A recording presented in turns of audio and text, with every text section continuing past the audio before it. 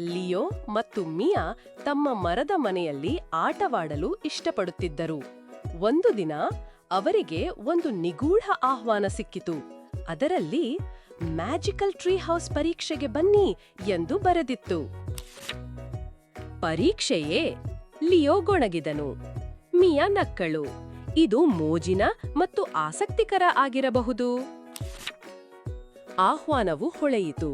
ಪ್ರಶ್ನೆಗಳಿಗೆ ಸಿದ್ಧರಾಗಿ ಒಂದು ಧ್ವನಿ ಪ್ರತಿಧ್ವನಿಸಿತು. ಮೊದಲ ಪ್ರಶ್ನೆ, ಫ್ರಾನ್ಸ್ನ ರಾಜಧಾನಿ ಯಾವುದು? ಲಿಯೋ ಹೆಗಲಿಗೆ ಕುಗ್ಗಿಸಿದನು. ಮಿಯಾಗೆ ತಿಳಿದಿತ್ತು, ಪ್ಯಾರಿಸ್. ಮುಂದೆ, ಸಸ್ಯಗಳು ಬೆಳೆಯಲು ಏನು ಬೇಕು? Leo ಊಹಿಸಿದನು, candy.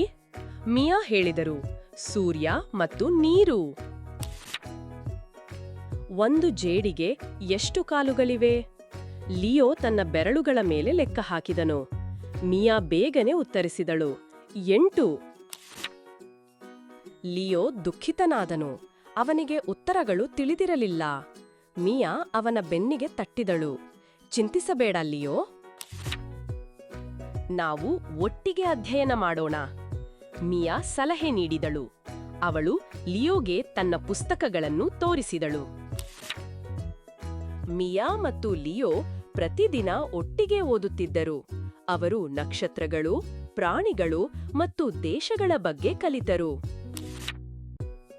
ಆಹ್ವಾನವು ಮತ್ತೆ ಕಾಣಿಸಿಕೊಂಡಿತು. ಕೊನೆಯ ಪ್ರಶ್ನೆಗೆ ಸಿದ್ಧರಿದ್ದೀರಾ? ಕಲಿಯಲು ಅತ್ಯಂತ ಮುಖ್ಯವಾದ ವಿಷಯ ಯಾವುದು? ಈ ಬಾರಿ ಲಿಯೋಗೆ ತಿಳಿದಿತು, ಎಲ್ಲವೂ. ಮರದ ಮನೆ ಹುರಿದುಂಬಿಸಿತು. ಲಿಯೋ ಮತ್ತು ಮಿಯಾಗೆ ತಿಳಿದಿತು, ಕಲಿಕೆ ಮೋಜು, ವಿಶೇಷವಾಗಿ ಸ್ನೇಹಿತರೊಂದಿಗೆ.